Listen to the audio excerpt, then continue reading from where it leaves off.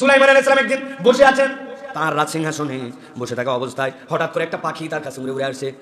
আমাদের জন্য, রাসূল, আমাদের খলিফাতুল মুসলিমিন, আল্লাহর পয়গম্বর, আপনার কাছে এক ব্যক্তির ব্যাপারে আমার বিচার আছে। কি বিচার? বলে শোনেন, আমি একজনের বাড়ির গাছের মধ্যে আমি বাসা বানাইছি। বাসা বানানোর পরে ওই বাসাওয়ালা আমাকে বিরাট জ্বালাতন করে। আরে মানুষ তোমাকে কেমনে জ্বালায়? বলে আমি যখন তা দেওয়ার জন্য কয়েকটা ডিম তো আগে রেডি করতে হয়, ডিম রেডি হওয়ার পরে এরপরে আমি সেইগুলাকে তা দিব, দেওয়ার পরে আমার নতুন প্রজন্ম আসবে, বাচ্চা হবে। কিন্তু ওই বাড়িওয়ালা কোনোদিনও সময় দেয় না, আমি ডিম পাড়তে দেরি, ও গাছে ওঠার পরে আমার ডিম খাই ফেলে। একদিন, 2 দিন, 3 দিন এরকম করে আমার অসহ্য হয়ে গেছে। আপনার ওই প্রজার বিপক্ষে আমার বিচার, ওকে মানা করেন আমার ডিম জানি সে না খায়। হযরত সুলাইমান আলাইহিস সালাম তাকে ডাক দিয়েছেন, এই তোমার বিপক্ষে পাখি বিচার নিয়ে আসছে, তুমি কি এরকম করো নাকি? হ্যাঁ করি। আর এটা করবা না? মাথা নিচু করে হো হো বলে চলে গেছে সুলাইমান আলাইহিস সালামের কাছ থেকে। কিন্তু যাওয়ার পরে সুলাইমান আলাইহিস সালামের কথা সে আবার ভুলে গেছে। ডিম দেখে ওর মাথা নষ্ট।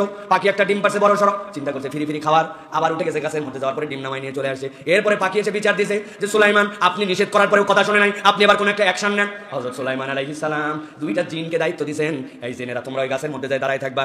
ওই পাখির ডিম সে অনবরত খায়, এত পাখির মনের দুঃখ, এই দুঃখ তো মেনে নেওয়া যায় না। অতএব যখন এরপরে গাছে উঠবে, জোরে এক ধাক্কা দিয়ে গাছতে নিচে ফেলাই দিবি, যাতে করে ওর আর এই ডিম খাওয়ার শখ না থাকে।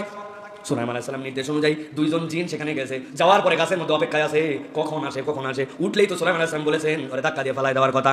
হঠাৎ করে দেখলো ওই লোকটা গাছের মধ্যে সরসর করে উঠছে। উঠার পরে আবার ডিম নামাই নিয়ে চলে গেছে।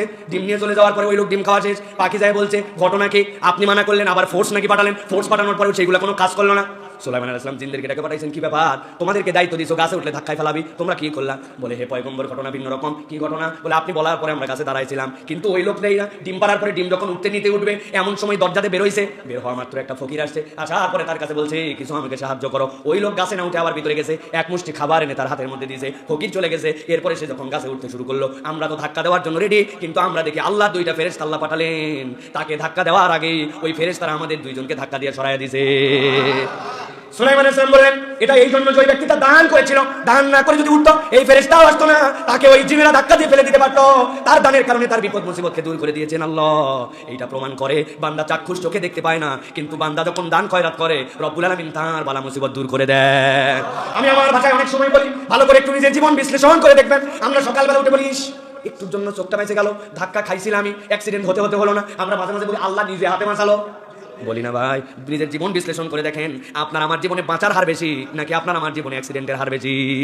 হিসাব মিলাই দেখেন, বাঁচার হার বেশি, বাঁচার হার বেশি। আপনার আমার জীবনে ওই চোখের আশপাশ দিয়ে কত গুতা লাগছে, কত ধাক্কা লাগছে। একবার যদি লাগতো চোখ অন্ধ হয়ে যেত। এই যে আল্লাহ রাব্বুল আমিন আপনাকে আমাকে হেফাজত করেন, বাঁচান, এইগুলা বান্দার দান অনেক সময় এটার পিছনে কাজ করে।